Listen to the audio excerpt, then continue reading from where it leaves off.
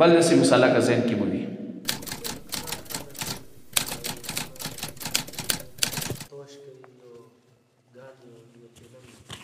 روژې والا کوم اهمیت هغه ورسره کمیږي ما اوس راته وویله څه خصوصا لډو خو بالکل نه دی په کار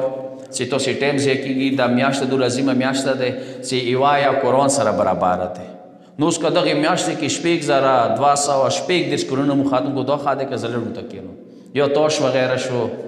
یو مثلا نور داسې شیونه چې هغه یې مواخذې کوي حتی هغه یې ته یو ګانې بجانې ولیدله که دا ډېره مهمه ده زه ما هغه ځای کې عرض وکړلو اوس ما عرض وکړو څه اوبه حلولې دي اوس اوبه چې شي دغه ټایم کې تاسو نه پوښتنه کوم کوی چې کې څه وکړلو ګناه ده وکړله که نه خو څه حلولې اوبه خدای دپاره نشي کې ماغه خدای ته باندې ګانې بجانې حرام کړي ما یې وکړه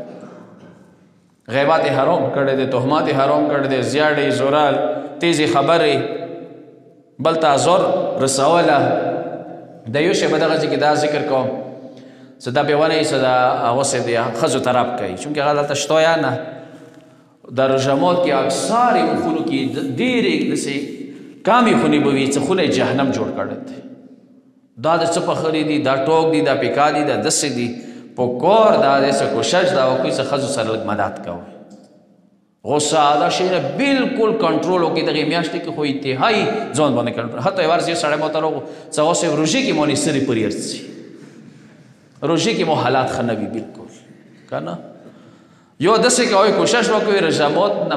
مخکې ما خو لیده نه اوسه کې رژمات کېږي بیا نه اوسه چې غصه درته رسي بچیو باندې غصه اوس وکړه بچیو حوالې څه ته وایم پیغمبر یې چې بچیو سره داسې مینه وکړئ ځان ورته وړوکی کړه اوس بچي دي د نیاسپاره شولو یو دغه ځینه وغورځئ زیاړې وکړي څه وکړي روژې عظماتو څخه رپېږي حتی پیغمبر کریم وکړه ټیک دی موی امامات نگاه سره کسو خو تربیت نگاه سره بیا کسې مولا حسن مولا حسین وړه و رسول الله شا باندې بسپرېدله چې ته رسول الله بچي وریا نه دي شړلي ځان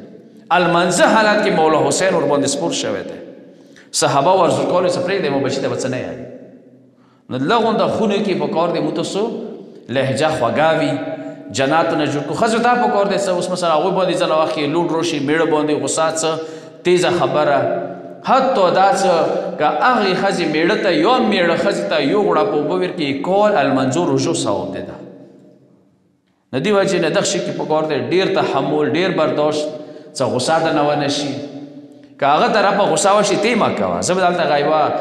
خبره ده کوم لطیفې نه اخلي نه دی خو دا واقعه د یو مجتهد والا دی آیت الله عظما ظاهرا کاشف الغطا څه هغه وخت کې واحده یو مجتهد و چې ټول اشیاو کې هغه نما و اکولوس کې سبا خیال و هغه ښځه ډېره بداخلاقې وه خولې نه وور وه بس براخې کې اندو ته رسېدلې وه نه ځکه پیغمبر یې څه داسې ښځو نه مو وساتئ چې هغه واخ نه مخکې انسان زړوي داسې ښځو نه مو وساتئ چې واخ نه مخکې د څه کوي زړوي ده څه راغه کلوس کې ډېر سختې غړانګې وویلې میړ سره ډېرې تیزې تیزې ورته وویله د شاګردانو هغه غوسه شوله نو هغه مجتهد وي چې نه ورته وویله یو پیاز یې په ټایم نه وویله بل شی و بس غوسه یې ونې وکړله تیز یې ورته وویله هغه د شاګردانو ته وکړه هغه صاحب ته خو څه نه ورته یایې داسې وکړئ مو ښځې شته دي مو بې په خپلو ښځو درته پویه کړو څه داسې دومره تیزه غږېږي ویله نه څه ما ورته یایې دا د خونې کې کله وخت یو ګزاره کوي اوس هغوی سار ډېر کړو چې دا مؤمنان دینه مخته لاړه دی نو هغه مجتهد ډېر هوښیار مجتهد هغه ورته کو څه کسه زه اشیاو یو عظیم مجتهد یم چې کله زه راوځم چوک مو نه ابا مچي کوي چوک مو ته هغو صاحب ټکي انسان دی معصوم زه نه یم نه نه کې غرور تکبر غونته راشي چې وکړه زه خوا چوک یم نو دا هوا غونته در کې ارجا شي نه یې کور ولا یوه ګزار سه هوا د مو نه وسي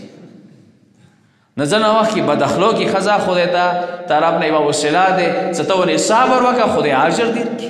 اجر یې څومره دی لکه یې ښځې بد اخلاقۍ نه د صبر وکړو لکه ایوب پیغمبر سره ته اجر کې برابر